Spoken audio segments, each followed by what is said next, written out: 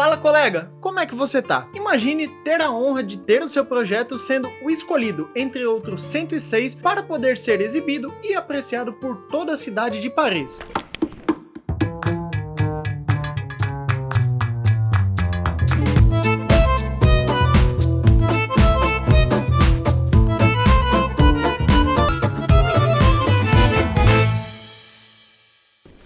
Pode parecer um sonho para muitas pessoas, mas essa é justamente a história de vida de Gustave Eiffel, o ilustre engenheiro francês responsável por dar vida à famosa Torre Eiffel. E com isso eu lhes dou as boas-vindas ao novo quadro desse canal aqui, onde iremos descomplicar diversas construções icônicas espalhadas ao redor do mundo, entendendo assim melhor a sua história e quais os principais pontos envolvendo a arquitetura podemos tirar de cada uma dessas.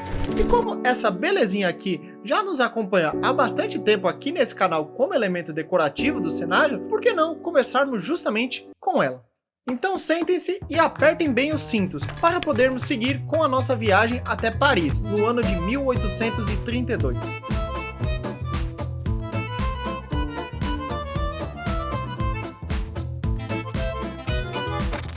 O ano era 1832, e uma pequena criança chamada Alexandre Gustave Eiffel acabara de chegar ao mundo no dia 15 de dezembro. Esse que era inclusive o primeiro filho do casal Catherine Melanie, a qual era herdeira de indústrias de madeira e de minas de carvão, e de Alexandre Bonnicalsen, que era um oficial militar. Em 1852, quando o jovem Gustave tinha apenas 20 anos de idade, ele entrou na Escola Central de Artes e Ofícios de Paris, com o intuito de estudar Química, onde simplesmente obteve os melhores resultados possíveis. E após o mesmo receber o seu diploma de engenheiro químico, acabou tendo sua atenção chamada pela metalúrgica.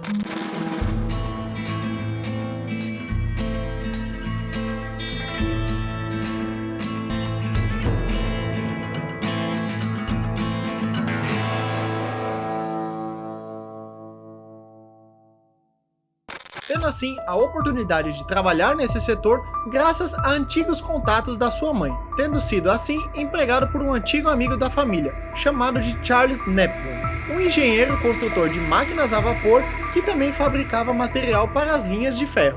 Agora, avançando um pouco no tempo, chegamos em 1957, quando Gustave já possuía 25 anos, idade essa em que se tornou chefe do gabinete de estudos e projetos da Powers e Companhia, no qual teve como seu primeiro grande desafio da carreira a construção da Ponte de Bordeaux, que possuía simplesmente mais de 500 metros de comprimento. Porém, apesar de todo o talento de Eiffel, o jovem rapaz só conseguiu criar de fato a sua empresa no ano de 1867. No entanto, o seu período de apogeu antes de chegar de fato à construção da Torre Eiffel foi marcado pela década de 1870 a 1880, período esse que desenvolveu suas estruturas mais complexas. Em especial, podemos citar a estrutura que sustenta todo o peso da escultura de Bartholdi, ou caso você não reconheça por esse nome, ela é a famosa Estátua da Liberdade. Sim, aquela mesma dos Estados Unidos. Passando esse período, apesar de existirem diversas outras construções que contaram com o apoio de Gustave, acho que podemos passar logo para a principal que nos interessa nesse vídeo: a Torre Eiffel.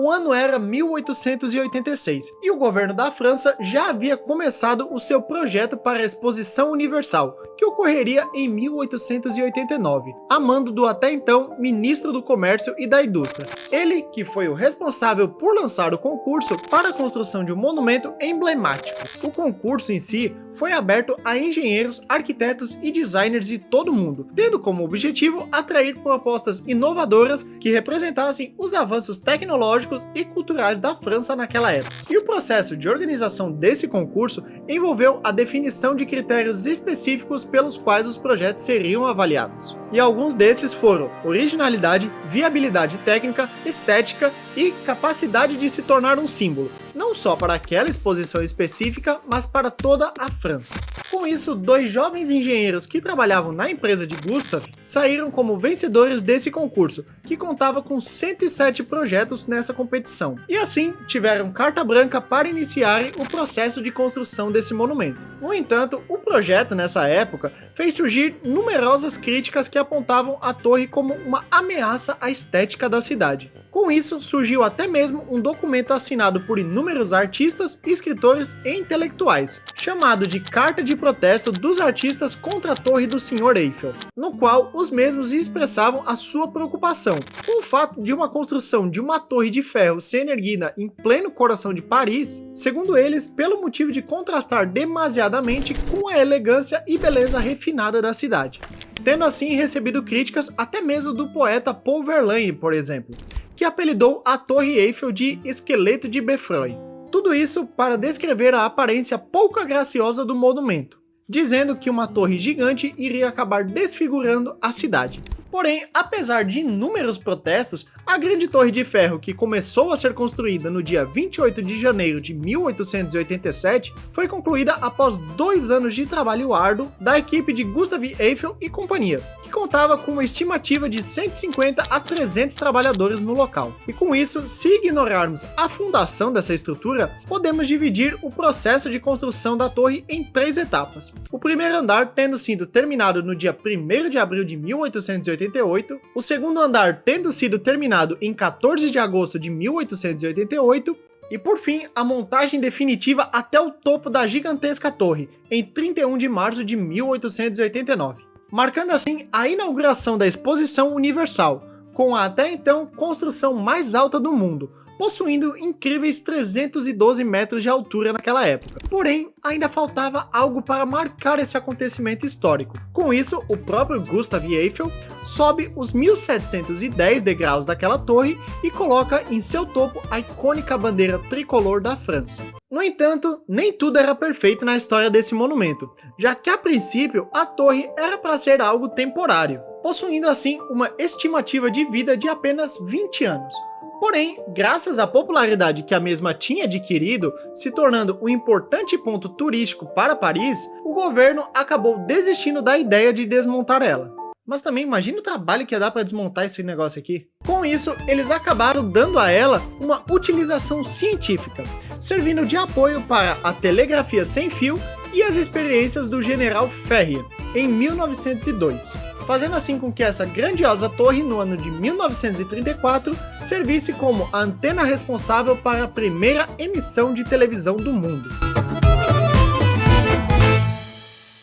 Agora que já descomplicamos a história da Torre Eiffel, esmiuçando melhor alguns desafios encontrados pelo caminho até que a estrutura estivesse enfim completa, vamos entender um pouco melhor as características arquitetônicas desse monumento tão incrível até os dias de hoje.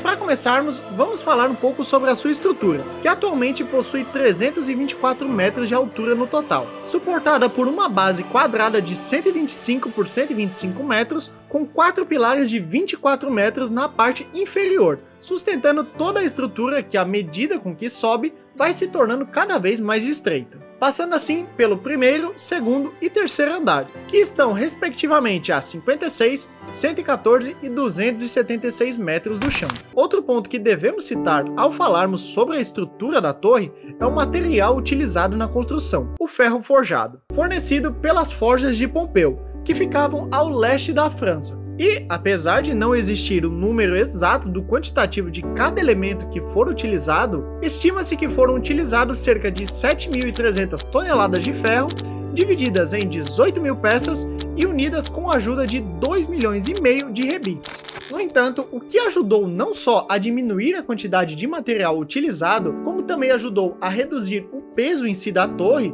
e a tornar ela mais estável, foi o design escolhido para essa estrutura, utilizando uma forma de treliça, conferindo não apenas uma aparência única em comparação com as do entorno, mas também oferecendo uma resistência impressionante contra forças externas, como a força dos ventos, por exemplo. Já que, por se tratar de uma estrutura aberta, isso permite com que o vento, em sua grande maioria, passe por ela sem enfrentar muita resistência, reduzindo assim a pressão do mesmo sobre a torre, e fazendo assim com que os visitantes possam enxergar através dos espaços da mesma, criando assim uma sensação de leveza e espaço.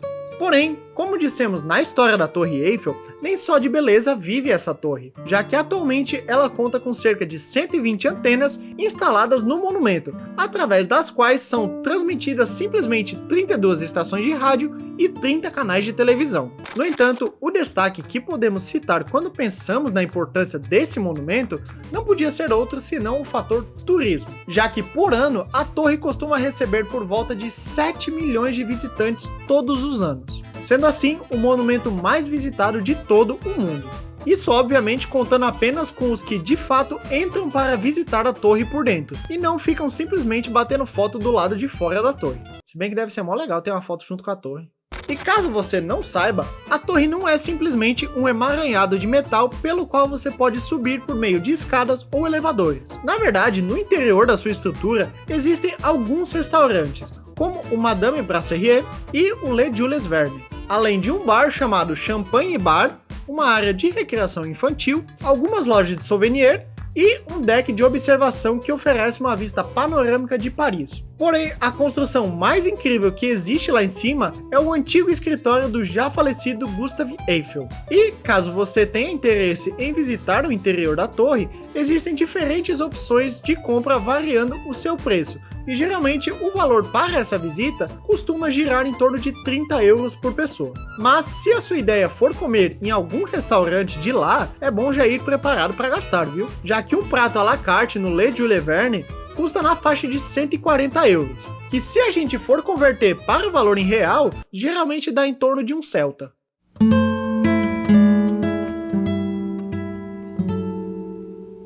Calma, é brincadeira, não precisa vender o seu Celta. Só deixando o like aqui embaixo você já garante uma refeição grátis lá, confia. E com isso, acho que enfim terminamos nossa viagem pela Torre Eiffel. Eu espero que eu tenha descomplicado um pouquinho mais a história dessa belezinha aqui. Mas infelizmente no momento eu não tenho nenhum vídeo nesse canal que tenha relação com esse aqui. Então eu vou deixar esses dois vídeos aqui e vou deixar o YouTube escolher qual é o melhor para você assistir. E dito isso, que cada projeto seu seja uma obra-prima.